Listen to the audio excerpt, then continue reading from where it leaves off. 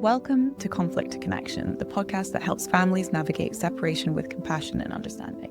I'm Mitch, a child consultant at Civilised Separations, and I'm joined by my co-hosts, Bill and Bella. Together, we tackle tough conversations about divorce, co-parenting, and creating healthier family dynamics. Whether you're navigating a separation or just looking for better ways to connect, this podcast is here to guide you every step of the way. So, Bella, for our listeners that don't know, what is a blended family? Blended families. I mean, I suppose the blended family that people think of quite quickly when they hear that expression is a family involving step-parents. So original family who separate and then they find other partners. In terms of sort of the main topic that we're wanting to focus on today is when separated families, then, the parents meet new partners. Because it's a really important discussion to have because it's very common. And so people will really relate to it. And a lot of questions definitely revolve around that sort of pending, I have met someone new, what now? And when am I going to tell the children? When am I going to tell my ex? Or potentially it has happened and everyone is aware of it. And now the actual living together is going to happen because the separation's been finalized. And we'd really like to, explore what happens for children when they are introduced to a new family, why some children might be okay with it and why their brother and sister might be really struggling, because of course that definitely happens. One child might be more ready for it and another child might not be. And then, what happens for the other parent? What happens for the ex, when their ex meets someone new? What their experience is like when they know that their children is now involved with another family, blended with another family, feelings that come up for that parent, how to manage that, and also how to be okay with it and how to actually wish goodwill to that family, how to make sure that you're always being very positive about, not very positive, but, at least unaffected by your ex-partner's new relationship, because the children are very interested in how you're doing, when they're coming home to you, knowing that they've just come from the blended family.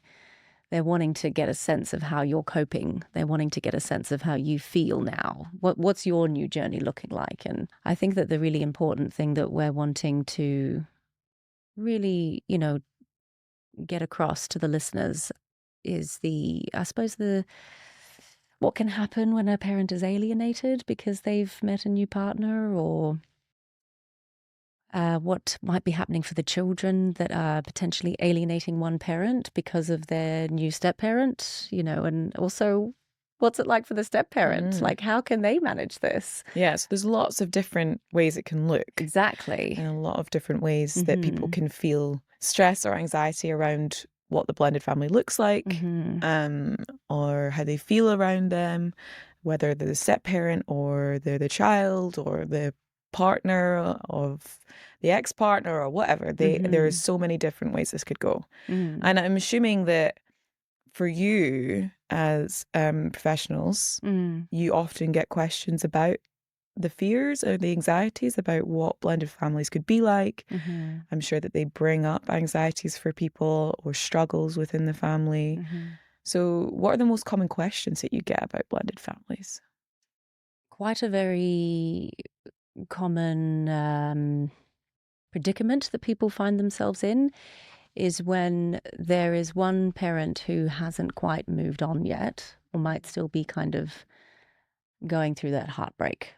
So they might still be really upset that the relationship has ended. And then their ex is now in a new relationship. So that is unfortunately something that does happen very often. So I suppose in terms of the common questions, I suppose not so much a question, but a kind of need to sort of describe the kind of pain that they're in and feel validated. And of course, they are completely valid in their feelings. And just wanting to know how do I be okay with this? I'm still actually heartbroken. I haven't even moved on from this relationship yet.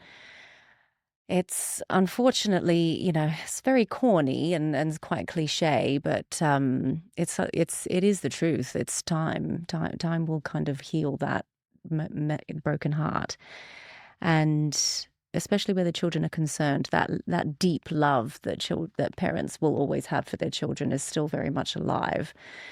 And if that can become the focus of your sort of moving on phase, as well, you're not going to be with that person very often because you're separated now. So you're not going to see them all that much. And space is definitely a perfect healer.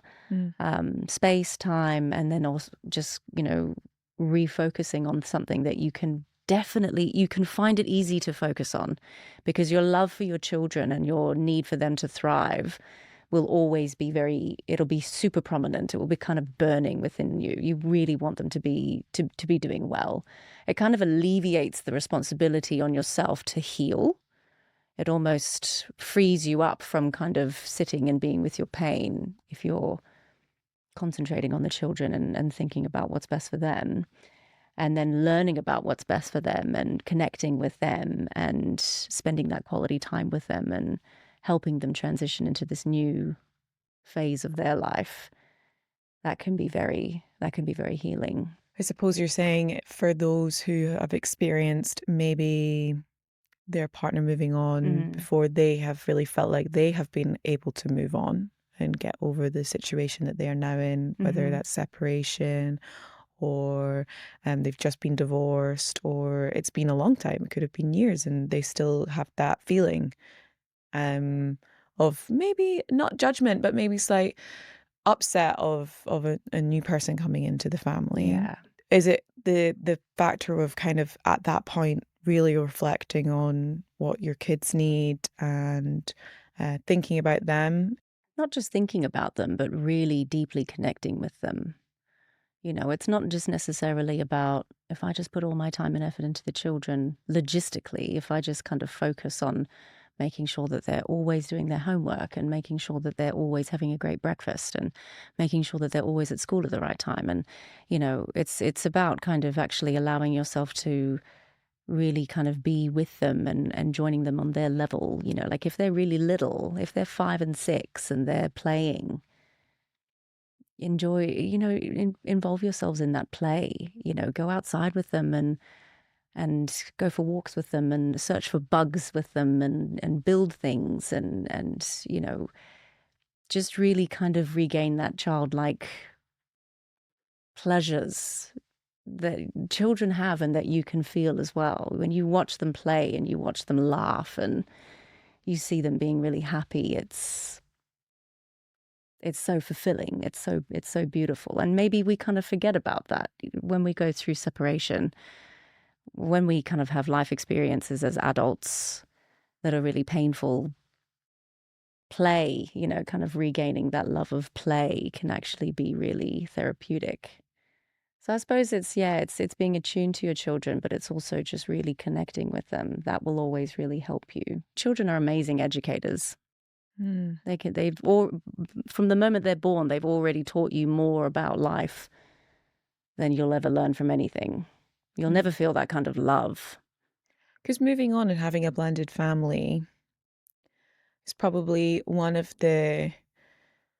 the next major kind of, not trauma, but big steps in being separated. So you've done the separation, you've kind of moved on to this new life. And then the next thing that's going to really mix things up is finding a new partner and changing that dynamic again for everyone, for the children, for your ex-partner.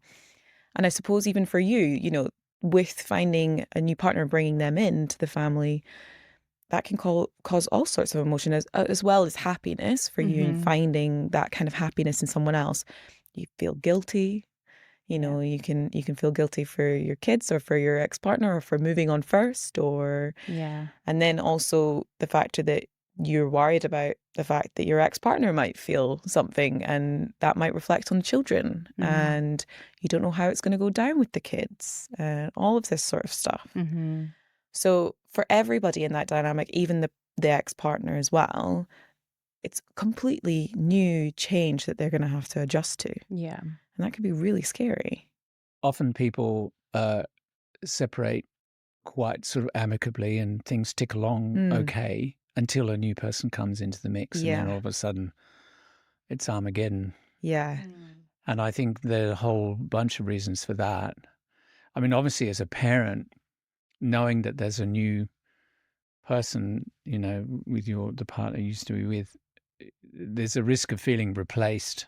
It needs to be managed very carefully. I think that sometimes, and again, I think in the enthusiasm to kind of get the new family rolling, people are not exactly literally, but sort of asking the child to kind of see them as the new mum or the new dad. And I think in the enthusiasm the parents have to kind of get on with stuff, they want to rush that and the kids aren't ready. Interesting, I think the idea of a blended family, I often feel it's not so much blended, but more coagulated, you know, like somehow they haven't really blended. And it's a kind of a big ask to expect that. Yeah. I think, interestingly, I can remember at one point working with groups, and we had one group that was about people wanting to improve their relationship. And there was another group that was about how to manage separation. And then there was another group was about what we'll call blended families or step families. And that was the most fraught group. The most, they were struggling more than anyone. So not only are you kind of trying to work out a new relationship, but you're doing it in the wreckage of an old one that didn't work out. And I can remember that the advice was kind of try and portray yourself as the new parent, as like a benign uncle or a godparent or a good friend, rather than, you know, taking up the role of a parent, because that's going to really ruffle feathers. Kids are going to be saying, I've already got a dad. And the dad that's not there anymore is seriously at risk of feeling that he's going to be replaced. So I think, you know, have to manage the whole process with a great deal of delicacy and appreciation as to how everybody might be feeling. I think probably the overall message would be, don't push it, don't rush it. Just everybody just calm down and it will settle. But don't try and do it too fast. Yeah, I suppose in that sense of, you know, the excitement of for the parent that has a new partner, it's a whole new life. It's so exciting. It's so enriching. You know, they've probably got a new love, and it's that feeling of, you know, I've kind of come into myself again and I have this new life and it's really exciting. And that can often escalate the feeling of wanting to kind of really bring them in and, you know, you get to know everybody and I want them to be part of my life with the rest of my life, all these other people that are part of my life. And I suppose what I'm hearing from you, Bill, is that it is one of the most difficult things to, as a family, to kind of get over or get into that new reshaping, the new blended family. And I feel like that new step needs to be taken, as you're saying, in a gradual way. Yeah. I suppose, you know, try and approach the situation with as little of your own personal needs as possible. You know, try to sort of leave your ego at the door, I suppose, because if you want to kind of establish yourself as, you know, a great mother or a great father, and you kind of, you know, your need to kind of be seen in a particular way is very big and very urgent. You're going to kind of rush it. You're going to overplay it. So just, check your ego at the door and let time unfold. And, you know, there's this great concept with children, this idea of wait, watch, and wonder, where you don't overtly make the process about you. You very much allow it to be about the children. So if they kind of indicate a certain degree of readiness, you then follow, rather than you try and bring it about or hurry it up or try and dictate that this is what we should do. So they're Just leading hold it. back, be patient. Let them lead it. Let them let you know when they're ready to be closer. And, Interesting. don't say, call me mum or dad. Yeah. It's a really bad idea. Yeah. It's up to them whether or not they're willing they to do might that. say it one day. I think even if they did say it, bear in mind the other parent might find that a bit hard to hear. Yeah. Do you feel like most clients that come to you about the worries of blended families or maybe bringing in a new partner, is there a lot of worry about the stigma behind that? Because there is stigma behind bringing in new partners into a marriage or an what was a marriage or in a family, and then kind of bringing in a girlfriend or a boyfriend into that situation. Just a societal stigma in itself. Do people worry about that often? Oh, yeah. Yeah. Yeah, definitely. Especially if, let's say, which would happen.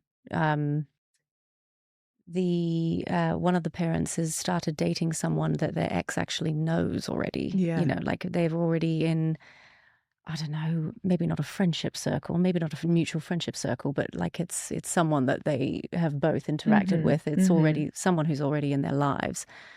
Or, for example, if the new partner is a lot younger, or if the new partner is, I don't know, like really rich or something like that, people might decide, well, it's because of this or it's because of this. They might make up their minds. And there's already so much stigma around divorce kind of being something that's negative. It's like a failure that people already have to really deal with when they're accepting the fact that they are now a divorced person.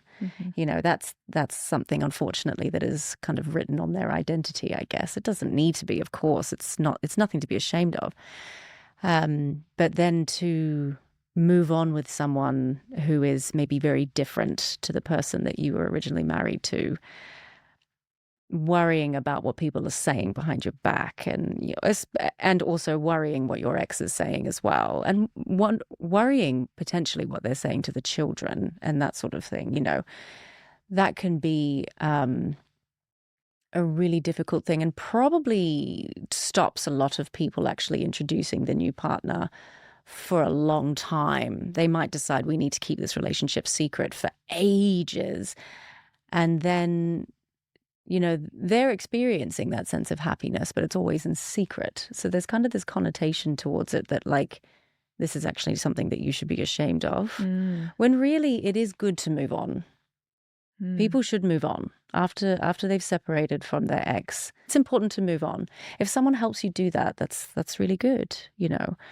Of course, it can be awkward if it happens to be someone that your ex knows. And it is good to think about those things because you are wanting to be empathetic and you are wanting to look after people's feelings. But I suppose let's say, for example, if you are the parent that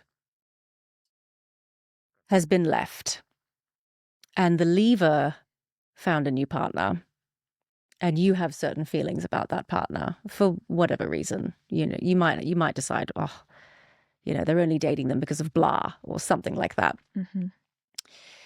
I think it's really important to make sure that you are clocking that about yourself. You're having that thought about that other person, and just pay attention to how much it actually affects you.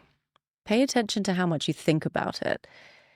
Because if it's on your mind, you can guarantee that your children are going to start picking up on that opinion. And so even if you just think it, they're going to be able to read it, because you're probably going to have a certain expression on your face, or your body language is definitely going to change. Your demeanor is going to change when the ex's partner's brought up. Yeah, exactly. You might change in your persona. Your children are really, really paying attention to that. And what's really important to remember is that you might be in pain, and that is completely understandable. It's totally valid for you to be in pain and to feel a certain way. But it's not anything to do with your children at all. And so if they are picking up on your opinion about the new partner, and they start to develop the same opinion, potentially that other parent is going to start feeling alienated from the children, because the children are going to start to potentially, not always, but they might start to exude that same opinion about the new partner. And you might start to feel, as in like the person that has the new partner, you might start to feel, oh gosh, I'm losing touch, or, I'm losing the children. They're starting to have that same opinion. That's not really fair. This kind of situation is not really fair, regardless of the new partner, how they came into the new family, what were the circumstances. It's all relevant, certainly, but it can't be the children's responsibility. They can't have those opinions on their shoulders. It's not fair. I suppose I'm kind of alluding to the damages that parental alienation can have. And new partners can be a common trigger for a parent Is it alienating the other common for parent. parents or one parent to become alienated in that situation? It's certainly very common for people to cite it as reason that they're not having a relationship with their children. It's very common to hear someone say, I haven't seen my children for 3 months. They don't want to talk to me. And I think it's because the other parent is alienating them against me. It's a very common thing to hear. I can understand why, if from a distance you're trying to work out why don't the kids want to FaceTime me? Why are they never, seemingly available? 'Cause I think often one parent, it's a struggle because the kids are saying to the parent, I don't want to see so-and-so. Mm. So they're a bit stuck because they know that that person wants to see the kids, and they know that they should be, making that possible. If the kids are saying, I don't want to go, then it's a bit of a difficult spot to be in. I think that both parents are probably playing a role in creating that dynamic, and it's worth thinking about how you might manage your view of each other differently, how you might manage the impression the kids have about you. Because you could have a parent who's really fallen apart and the kids are having to look after that person. And they're seeing the other person as responsible for that. So I'm now with my mum, who's a mess, and my dad's gone and left us as well as her, and she's a mess, and we're having to deal with it. And he apparently is living this happy new life, oblivious or indifferent to how we feel. So you can see how that dynamic sort of gets built. And I kind of feel that it's very important that the parent who's seemingly left is compellingly sending a message to the children that suggests, I haven't left you. You're not in my heart anymore. So even though it's difficult to communicate, it's important that you maintain that ongoing sense of concern and interest in them. Sometimes the parent will leave and they'll think they're doing the children a favor by not being around conflict anymore. Yeah. So they think, well, I know what I'll do. I'll remove myself so they don't have to see any more conflict. But from the kid's point of view, that's, well, you left. We understand you had your own take on why you left, but you left and we didn't see much of you. So we came to the conclusion that we weren't very important to you. And of course, I think one way of dealing with a sense of abandonment is to kind of prevent yourself from getting hurt again. So you will keep that person away. So it's kind of like you've got a bad image in their heads and you haven't done a great job at undoing that. So I think it's simplistic to say this has come about because one person's done blah. I think it's complex and there's lots of things involved. Another thing I think is really important is to not bond in your new relationship over how awful the other person was. And I think a lot of people feel a sense of connection, feel a sense of security. While we talk about how awful the other person was, we feel close with each other.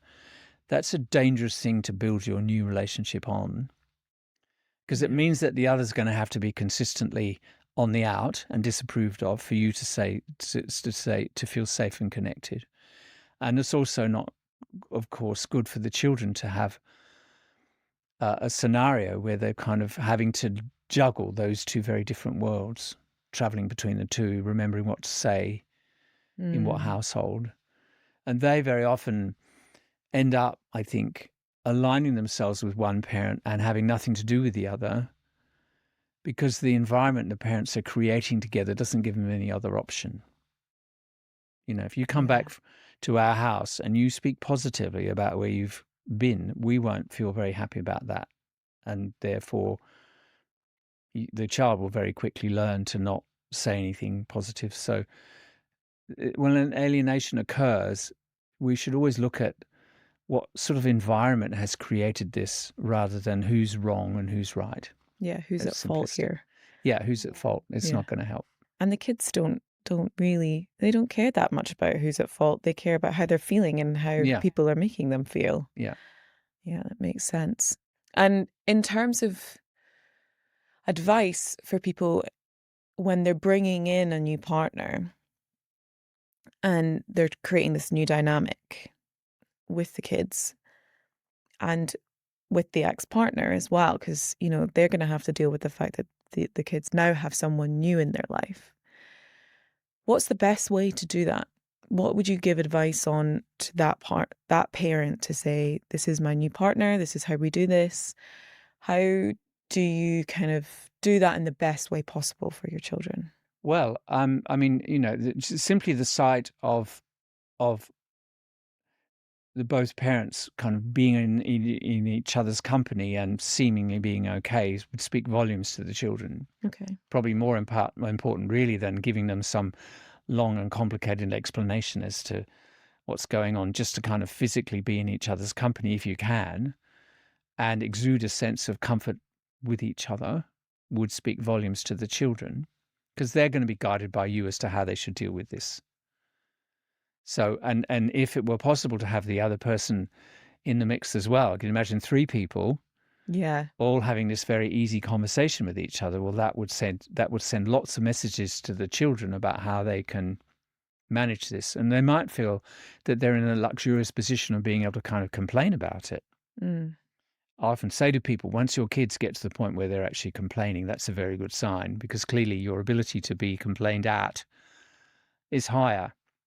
Your resilience, your sense of equilibrium is solid, and therefore they feel they've got the opportunity to kind of push against you and say, I'm not happy about X, Y, and Z. So it's a very good sign when they're That feels almost contradictory. But I know. Yeah, because normally if they're keeping quiet, it's not necessarily because they're fine. They're Yes. keeping quiet because they think it's too difficult to raise it. So are you saying that maybe when, let's say, one of the ex-partners coming to pick up the kids and they have there's going to be a new partner there when they do. Are you saying that maybe an interaction at that point where it's just a conversation, quick conversation, hi, nice to meet you.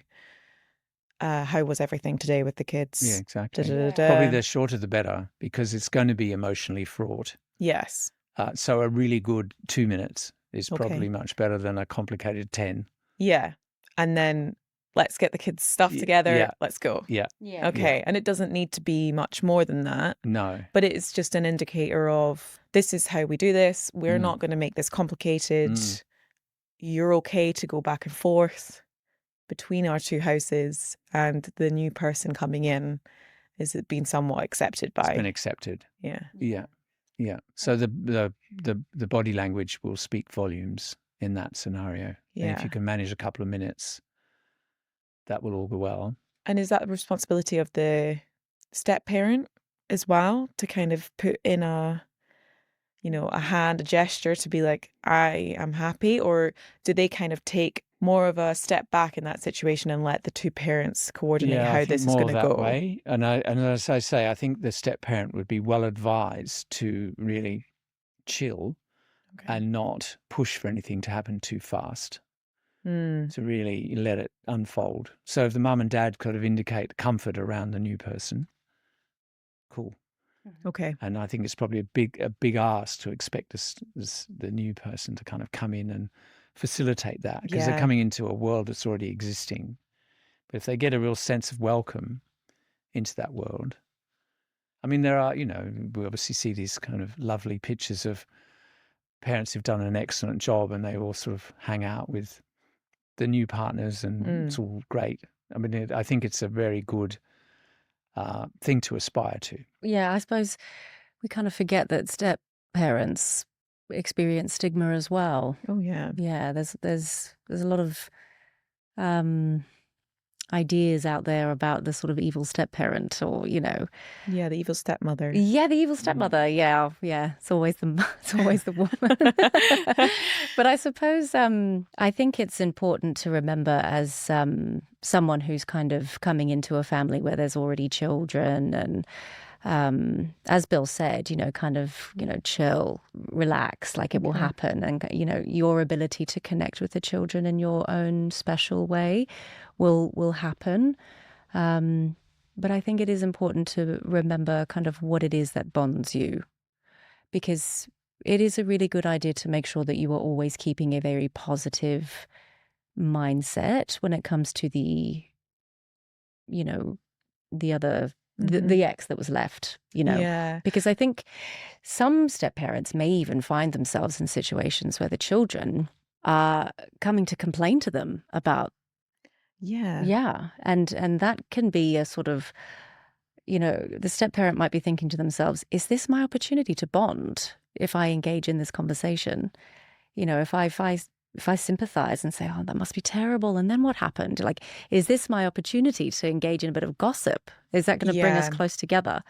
That's dangerous waters to swim in, because there's just so many after effects that can happen from that will end up being something that potentially hurts you and potentially hurts the children. And of course, it's going to hurt the other parent. So it's okay when they come to you and they kind of want to share that. Of course, if they want to sort of like have a bit of a vent, or I think it's just okay to remember you want to obviously connect with them and you want to give them that opportunity to come and connect with you. If they want to come and talk to you, that's obviously wonderful. That's great. But, kind of allow it to happen and try not to kind of have too many opinions that kind of further the conversation and kind of fuel it. Right. Start to head in a different direction and maybe talk about something else that, the child finds really interesting. Hobbies, school, there's so many things that children can talk about, and just try to sort of steer it in more of a positive direction. You kind of always want to be a bit of, I don't know, Switzerland in a way. You kind of don't want to be someone who's obviously taking sides. Obviously, you're with this new person, and occasionally, of course, something is going to come up. Of course, there's going to be a complaint here and there between the parents, between the sort of parent that you're with now as the step parent. Of course, that's going to happen, but it's just how it's managed. It shouldn't become something that's sort of almost literally something that you bring up every single time you have a conversation. It's, when we complain about people and people get on board, it can actually be a bit of a sort of delicious poison. It does feel good when people validate your feelings. It's like this hit of dopamine, but it's an unhealthy dopamine. It's like being addicted to a screen. It's not actually good for you. It's not really going to give you long-lasting positivity. And I suppose the step parent isn't necessarily the right person to be stating or validating that opinion from you. Because, exactly. It might be, they might address their own opinions within that situation, saying, oh yeah, I know how you feel. I don't like your mom either. That sort of situation it's not really necessarily acceptable for a step parent to come in and say those things. But for a step parent to then connect with the kids, obviously everybody's going to be different in that situation, and the speed that they can connect with their stepchildren, that's going to be different for everybody as well. But what would you advise them to do as a step parent coming into a situation and not wanting to step on people's toes and not wanting to push the family too far, but still wanting to make that connection with the children? I was thinking like a light touch, just to think about how you enter this family will determine how you are in it into the future. So, I mean, I suppose, memories will fade if you didn't manage it well, and over time it'll be okay. But if you could kind of come in right at the beginning, thinking about how you want this to kind of be over time, how would you like to be perceived? How would you like to be and just thinking about the bigger picture, thinking about how do I want ultimately to be seen? How do I want to sort of be part of this new bunch of people? Mm-hmm. Because how you begin it will determine how you settle in. You probably have to accept as a step parent there's going to be resistance. Yeah. The kids might be quite nasty to you. The other person, the partner who's been left or is left, might not be welcoming you with open arms. They need a bit of time to kind of get used to you. So how you manage that, think about it. If you go into some new workplace and you want to kind of become an integral member of that team and you want to stay there, you want to have long-term longevity, the way you manage your entree will determine whether that happens or not. People will make up their minds about you very quickly. Yeah. So if you can come with a bit of patience and a preparedness to kind of think about the long game and manage it like that. Yeah, I suppose the same advice for the partner that's bringing in a new partner, Same. parent that's bringing in a new partner. It's kind of the same advice of, we don't need to push this straight away. The kids aren't necessarily going to feel the same way as you do with your new partner straight away. And the factor is that as that parent, you need to be good to your ex-partner, because kind of giving them a representation of what you are like in your relationships and when you're separated to your it's new worth partner. thinking about that. Yeah. I think often people are not aware of the fact that when you've got a new person in your life, they're looking at how you're managing your previous relationship. Now they're new and they're enthusiastic and they think you're great, and all the things you say about the person you left or left you, what you think of that person, they think, yeah, that's valid, that makes sense. But they're also aware of how well you manage change and how rigid you are and how blaming you are and how reluctant you are to kind of concede, whether you're never will never apologize or whether you'll never acknowledge. They're kind of at some level aware of the fact this could be me at one point, even though it's all great now. So you need to bear in mind that you're showing them evidence of how you manage relationships more globally, and you may damage your new relationship by showing evidence that you are unforgiving or angry or blamey or reluctant to concede. You're doing yourself no favors by behaving that way, and the new person's watching it. Yeah, it's really actually important to you and your new relationships, and actually helpful for you and positive for you to be good and positive to your ex. Yeah. Definitely. For your children's sake, but also for your own sake. Yeah. And your new relationships. And if you build a new relationship on wreckage of an old one, it's built on fragile kind of foundations in a way. Yeah. Like people who meet in rehab. Yeah. Kind of they're starting from a difficult Yeah. position. So I think if you can sort of clean up the previous one as much as possible and then build your new relationship on solid ground, it's about you wanting to be together and not because you're bonding over how awful the other person is and thrown together in this kind of tumultuous way. It's better. It's a good idea to start it on solid ground, because how your new relationship starts will predict how it goes.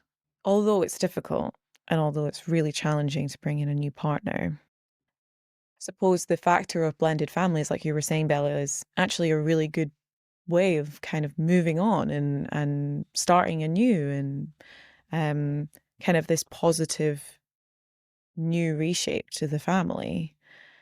And it's important that we normalize that, because just like divorce and the way that we want to normalize divorce and separation and reshaping families, blended families are a part of that. Yeah, and it's okay. And it's nothing to be ashamed of. It should be normalized, and as long as it's managed well. Yeah. As long as the children are really at the forefront of everyone's minds, as well as, individualistic happiness, like really, really being okay and moving to that next stage of life and feeling optimistic about the future. I think the other, just on what you were saying, I do think it's important to mention that while your ex might be watching how you're managing the situation and potentially asking themselves, is this going to be me one day? Unfortunately, the more catastrophic situation is if the children are doing that as well. And what we do find is that the parent that's doing that is then later in life having a very complicated relationship with their child, because the child eventually realizes, I actually lost out on an opportunity to be close to that other parent because I felt like I needed to band with this one. It's a very hard thing to kind of come back, sort of backpedal Yeah. on. It's It's hard really to undo the detrimental. It's effect of really that. hard to undo that. So while it might seem as though, we've got this family and the children are banding with me, they want to spend all their time with me, and they're saying that they don't even like their other parent now, and they're getting on really, really well with my new partner and that sort of thing. It might sort of seem as though you're all very correct in the way that you are sort of moving along. But unfortunately, let's say 5 years down the track, your children are, 18, very, very aware of themselves now. They're adults. They understand what's happened. They're much more mature, and they've developed a lot more than they were 5 years ago. Yeah. And they can see what's going on here. And they might think to themselves, I just lost out on so much opportunity to be able to connect with that other parent. And why? And also Why do I hate them so much? they're I don't so even... reflective. Like they're Yeah, taking in, what should relationships be like? What exactly. do I do in a So be my relationship? model. Yeah, this Yeah. is my model. Mm. So should I always be really angry with my ex all the time? Yeah. Even if the situation is quite amicable, is Mm. that not a possibility for people who are divorced or separated? Yeah. Yeah. Or they might stay in relationships too long because divorce doesn't even look like an option because it's worse afterwards. Yeah, exactly. Maybe I won't even get married. Yeah. It seems Yeah. like it's more trouble than it's worth, which is, of course, a shame. It doesn't need to be all doom and gloom. And it doesn't, it might seem really, like a kind of picturesque sort of fantasy for a lot of people. But I think it comes down to, loving yourself properly again, and giving yourself that freedom from bad thoughts and negative thoughts, but also regaining that real enthusiasm for just watching your children be happy and thriving and having a relationship with you that's kind of, they can be themselves completely. I think that's really, when your children they can just be themselves fully and completely in your company, they're doing well. They're really doing well. I suppose you will have seen kind of amicable situations occur where blended families have gotten on and Yeah. the process managed has been well. great. So it is possible. Oh, yeah, definitely. Yeah. And a great template for a child to know that you can go through difficult times and still get on. So when Yeah. they're older and they're in a relationship and they're going through a difficult time, they'll have a sense of, well, we can work this out. Yeah. I've seen this play out. I've seen people be in tough spots and work things out. So I'll do that too. Yeah. So it's setting them up well. In the end, it just creates this better cycle, more positive cycle. Mm-hmm. That was really great. Thank you, guys. You're welcome. Thank you. Yeah. Thanks for joining us today. I hope you found it interesting and learned something new that you can maybe try in your own relationships. If this episode resonated with you, subscribe to Conflict to Connection and share it with someone who might benefit. You can also find resources on our website at civilizedseparations.co.uk. So subscribe now and follow along to find out more. Thank you for listening.